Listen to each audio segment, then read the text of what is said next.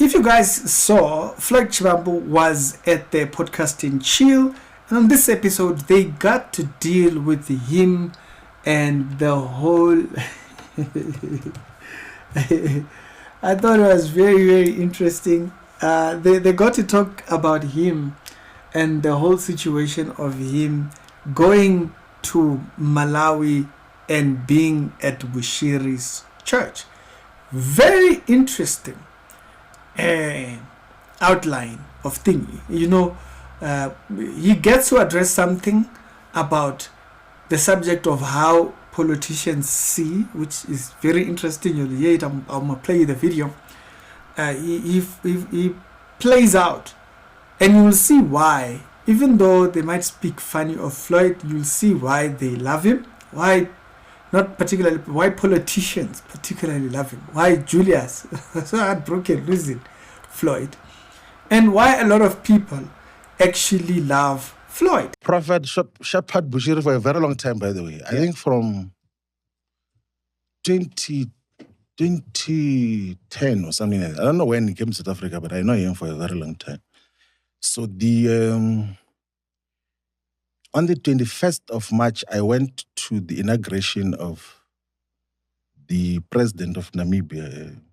They call it Triple N, like the very brilliant president of Namibia.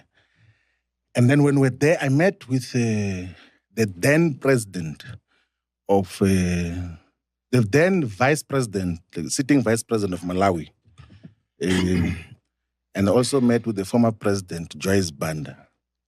And then they were then talking. I was sitting with them and President Zuma in the dinner table after the inauguration.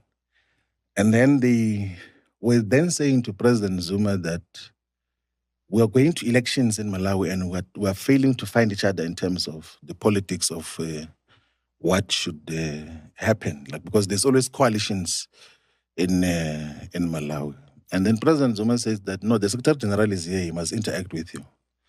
Then I used the Easter weekend of 2025 to visit Malawi to meet primarily, I think that is what I've always said, with the political leadership. Then I met with former President Joyce Banda, and then I met with the then Vice President. This thing of how he sees people, or how he views the views of people. He shares his respect for it, but there is also, I want to highlight top of it all, Floyd mentions why, even if he doesn't agree with a religious leader, biblically, he will not say anything about that. Particularly, I thought that was a very interesting one. I'm telling you, you're gonna like this video. There is something that I want us to talk about pertaining that point exactly. That the truth is there, it's clear, even when one compromises it. I wanted to know, what happened when you visited Bushiri? What was going on there? To visit Malawi to meet primarily, I think that is what I've always said, with the political leadership. Then I met with former President Joyce Banda, and then I met with the then Vice President. And then I then interacted with Prophet Shepherd Bushiri, and then I went to his house. Mm. And then we had an interaction. We spoke.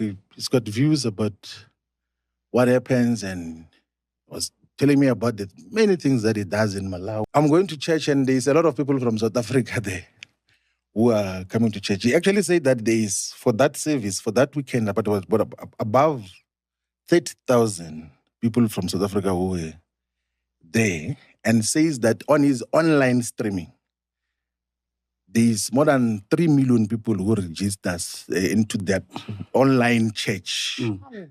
And more than 1 million is from South Africa. Mm. Because he has got a huge following. Then he says, no, let's go to church. Yeah. And I'm like, I can go to church. I don't have a problem with going to church. You're not worried about the optics of, being seen in public? Not at all. So I've been to so many churches in South Africa, and I've learned to respect all the religious denominations in South Africa. So I've been to the Nazareth Baptist Church Ebuhleni in KwaZulu-Natal, where you take off your shoes, when Unyazile Zulu comes, you must be on your knees. And yes, I've been to the 12 Apostle Church in Christ. I've been to the 12 Apostle Church in Trinity. This Easter weekend, I was in the St. Agnes Zion Christian Church. And afterward, I went to the International Pentecostal Holiness Church that is led by a Comforter Tsepiso Modise. I also went to Grace Bible Church. I had very cordial interaction with Bishop Musa Sono. I even went to a youth session in the Rivers of Living Water Ministries, which is led by Archbishop Zondo in Vereeniging. So I interact with a lot of religious communities, and I got actually realized and that you have to respect people's religious views, and what wherever they are. And you, if there's one mistake you can ever make as a political leader, is to try to delegitimize the followers of a prophet or any leader of any church. Immediately you doubt the leader of any religious denomination, you must know that they're going to doubt you as well, because majority of our people believe in the religious leaders that they follow.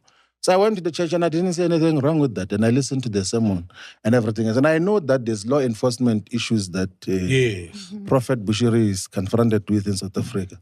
Law enforcement agencies must deal with that. I'm not a law enforcement agency. I've been to many religious denominations, which some I privately think that the theological line might be wrong, or that is why in the entirety of our leadership structures, we always involve religious leaders, because we deeply and genuinely respect them. Man, and of course, I've got my own religious views and perspective as to how I handle certain aspects of life. But generally, I think that the whole of society, if majority of society is organized in religious institutions, as a leader, you must respect them. That you'll hear, Floyd starts off by pulling forward why did he go to Bashir. Like, you know, he lays out the politics position and how he was put there. And you will see, he makes it very clear that when he had went with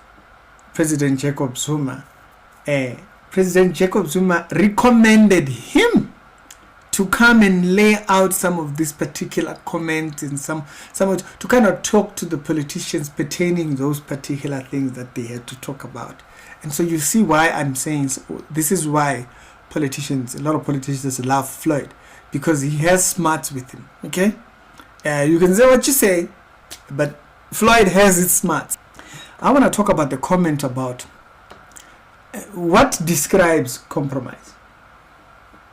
I want to hear from you guys. What is it that describes compromise, right?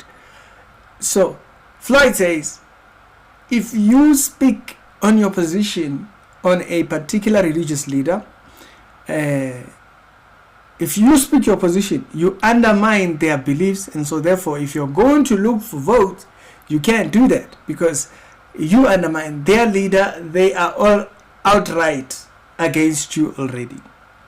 But then he puts it in there. I've been to many religious denominations, which some I privately think that the theological line might be wrong or might be misinterpretation of the Bible, but I'll never express that. I disagree with them biblically. He didn't say he disagrees with them personally. Floyd made it very clear. There is a biblical position. There is a different, there is something that they might believe, but biblically, you would disagree with them. You see, brothers and sisters, this is what, you see what, that point there?